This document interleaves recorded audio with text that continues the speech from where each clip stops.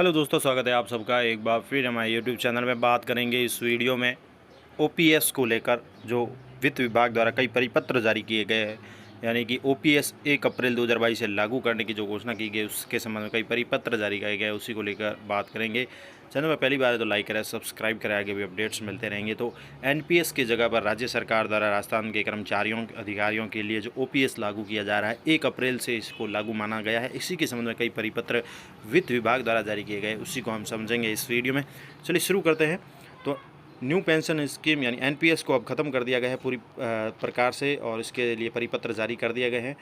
मुख्यमंत्री अशोक गहलोत की घोषणा के बाद वित्त विभाग ने न्यू पेंशन स्कीम को पूरी तरह ख़त्म करके इसके परिपत्र जो है वित्त विभाग द्वारा जारी कर दिए गए हैं। परिपत्र में कहा गया है 2004 के बाद नियुक्त सभी कर्मचारियों के लिए ओल्ड पेंशन स्कीम बहाल कर दी गई है।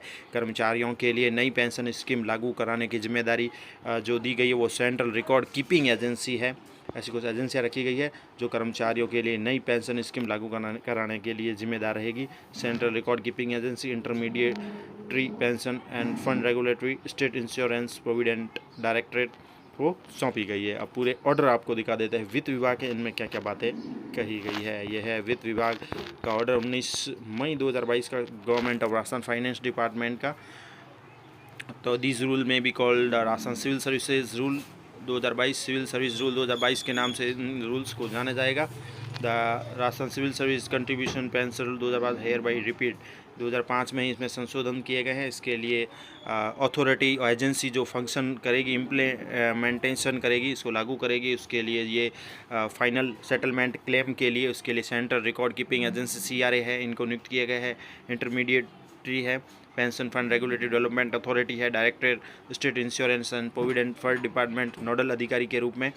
इसके अलावा point of presence and various other agency of the state government agency जो भी रहेगी वो इस कार्य को देखेगी। Provided further that such reappeal shall not be affect the particular of employee and nomination in the state insurance and provident fund database etc. for the purpose to make payment of new pension scheme। तो इस order को वित्त विभाग द्वारा जारी कर दिया गया है, कह सकते हैं। अब इस ऑर्डर को हम आगे देख लेते हैं। ये काफ़ी कुछ बातें कही गई है, इन सबको हम वापस हिंदी में देख लेते हैं ताकि क्लियर हो जाए कि क्या क्या कहा जा रहा है और क्या क्या बातें इन ऑर्डर में कही गई है। तो वित्त विभाग द्वारा 19 मई के ये ऑर्डर है, जिनमें कई नोटिफिकेशन जारी किए गए, लगभग 5-6 नोटिफिकेशन है 19 मई के, जिसमें ओपीएस यानी लागू किया गया है। जैसे कि लिखा गया है they shall be deemed to have come into force with effect from 1/4/2022, यानी 1/4/2022 से ही ये रूल यानी ओपीएस ओल्ड पेंशन स्कीम लागू मानी जा रही है। साथ ही कुछ रूल रेगुलेशन भी बताए गए हैं जो हम ज़रूर जानेंगे। सबसे पहले ये देख लेते हैं क्या कहा गया है। तो 19 मई का ये भी ऑर्डर है वित्त विभाग का, जिसमें सिविल सेवा अंशदायी पेंशन नियम 2005 के संबंध में भी है। राज्य सरकार द्वारा नीतिगत निर्णय के अनुसार 1/4/2022 से नवीन अंशदायी पेंशन योजना के स्थान पर पुरानी पेंशन योजना लागू कर दी गई है। तो 1 अप्रैल 2022 से ओपीएस लागू कर दी गई है। इस निर्णय की क्रियान्विति के लिए राजस्थान सिविल सेवा पेंशन नियम 1996 व सिविल सेवा पेंशन 2005 में भी आवश्यक संशोधन किए गए हैं। और उक्त नियमों में संशोधन के परिप्रेक्ष्य में समय समय पर जारी विभिन्न आदेश, परिपत्र, मेमोरेंडम में प्रभावी निरस्त किए जाने के समय राज्यपाल महोदय की अनुमति से निम्न आदेश भी जारी किए जाते हैं। जिसमें परिपत्र में कहा गया है 2006 जो स्वायत्त शासी संस्थाएं, निकाय, बोर्ड, विश्वविद्यालय आदि में नवीन अंशदायी पेंशन योजना लागू करने के संबंध में है को इस सीमा तक निश्चित किया जाता है कि जो कर्मचारी इन संस्थानों में कर्मचारी भविष्य निधि व अन्य प्रावधान एक्ट 1954 के अंतर्गत शासित है, जिन संस्थानों का गठन 1/1/2004 से पूर्व होने पर भी उनके द्वारा 1/1/2004 के उपरांत भी नवीन अंशदायी पेंशन योजना के प्रावधान को लागू नहीं किया गया है, तो वह भी पूर्व में लागू नियमों के अंतर्गत शासित होंगे। साथ ही जिन स्वायत्त शासी निकाय, बोर्ड, विश्वविद्यालय आदि का गठन दिनांक 1/1/2004 और उसके पश्चात हुआ है, उनमें नवीन अंशदायी पेंशन योजना के प्रावधान लागू रहेंगे। साथ ही आदेश क्रमांक दिए गए हैं 13/11/2006 आदेश क्रमांक है, 2009 आदेश है। साथ ही 2022 24/3/2022 जारी होने के निश्चित किया जाता है। आदेश क्रमांक 27/2009 को भी वित्त विभाग की अधिसूचना नियम 2022 19/5/2022 में उल्लिखित विषय को छोड़कर निश्चित किया जाता है। मेमोरेंडम के संबंध में निर्देश दिए गए। प्रावधान के संबंध में कहा गया है कि 1/1/2004 से 30/3/2022 की समयावधि में जो एनपीएस सब्सक्राइबर है कि एग्जिट संबंधी विषय को राजस्थान सिविल सेवा पेंशन 1996 की अधिसूचना वित्त नियम 2022 दिनांक 19/5/2000 में सम्मिलित कर लिए जाने से निश्चित भी किया जाता है। यह तो कुछ नियम कायदे रखे गए हैं।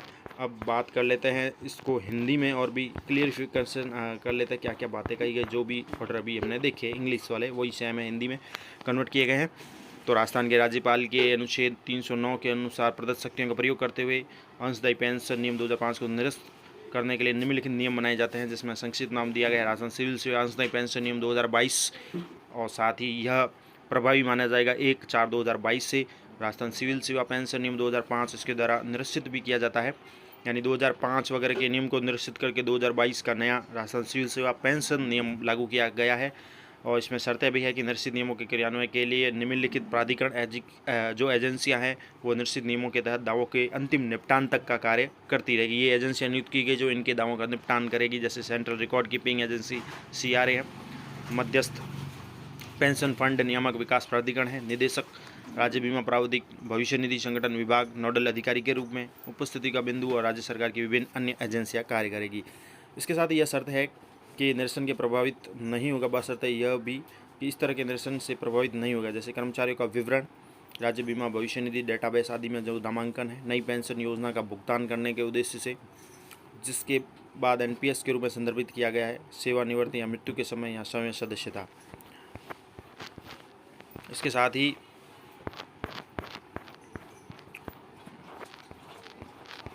कर्मचारी का विवरण और NPS के दावों के निपटान के उद्देश्य से केवल NPS खाते और डाटाबेस का रखरखाव, वित्त विभाग की अधिसूचना, और केंद्रीय सरकार के स्वायत्त निकायों के लिए अन्य राज्य सरकारों ने राज्य के स्वायत्त निकायों से प्रतिनियुक्ति पर अखिल भारतीय सेवा के अधिकारियों के संबंध में वित्त विभाग द्वारा समय पर जारी विज्ञापन आदेश परिपत्र NPS के कार्यान्वयन के लिए। इसके साथ ही अब सबसे इम्पोर्टेंट बात यहाँ पर आ जाती है, क्लेरिफिकेशन ये दिया गया है, शर्त ये रखी गई है कि सभी राज्य के सामान्य राजस्व शीर्ष में जमा की जाएगी राशि, यानी कि NPS वाली जो राशि है वो यहाँ पर क्लियर किया गया है कि सभी जो राशि है वो राज्य के सामान्य राजस्व शीर्ष में राजस्व खाते में जमा की जाएगी, और व्यक्तिगत NPS ग्राहक से संबंधित राशि जो होगी, यानी जो NPS सब्सक्राइबर जिसे कहते हैं, तो पहले तो राज्य के राजस्व में जमा की जाएगी, और फिर व्यक्तिगत NPS ग्राहक से संबंधित जो राशि है वो NPS ग्राहक या NPS की जो भी है सब्सक्राइब उसकी मृत्यु पर नामित व्यक्ति की सेवानिवृत्ति के समय एकमुश्त वापस कर दी जाएगी। तो ये इंपॉर्टेंट पॉइंट यहाँ पर कहा गया है कि व्यक्तिगत रूप से जो भी हमारा NPS राशि है, ग्राहक से संबंधित राशि, NPS ग्राहक या NPS की मृत्यु होने पर उसके नामित व्यक्ति की सेवानिवृत्ति के समय नामित व्यक्ति जो भी है, NPS की मृत्यु पर जो भी नामित व्यक्ति या नॉमिनी है उसकी यहाँ सेवानिवृत्ति के समय एकमुश्त वापस कर दी जाएगी। इसके साथ अभिदाता सामान्य भविष्य निधि ब्याज की प्रचलित दर के अनुसार राजस्थान पेंशन भोगी चिकित्सा निधि राजस्थान सरकार स्वास्थ्य योजना राशि के समायोजन के अधीन उसकी सेवा अवधि की भी सदस्यता NPS सब्सक्राइबर के रूप में प्राण से निकल गई कोई भी राशि भी उसकी NPS सेल्फ सब्सक्रिप्शन राशि से समायोजित की जाएगी। तो ये क्लियर है कि यहाँ की राशि राज्य सरकार जो है NPS कर्मचारी जो भी है उसकी राशि जो है मृत्यु होने पर नामित व्यक्ति या उसकी सेवानिवृत्ति के समय एकमुश्त वापस कर दी जाएगी। साथ ही उसे ये जो नियम कायदे भविष्य निधि ब्याज की प्रचलित दर के अनुसार उसे राशि जो दी जाएगी। राजस्थान पेंशन भोगी चिकित्सा निधि है, राजस्थान सरकार RGHS की योजना के समायोजन के अधीन उसकी सेवा की सदस्यता है। NPS सब्सक्राइबर के रूप में उसके प्राण से निकल गई कोई भी राशि भी उसकी NPS सेल्फ सब्सक्रिप्शन राशि से समायोजित की जाएगी। साथ ही जो अंशदान PD खाते, बैंक खाते बजट वर्ष 8011 में जमा किया गया है और जो अनसुलझा है उसे राज्य के सामान्य राजस्व में जमा किया जाएगा।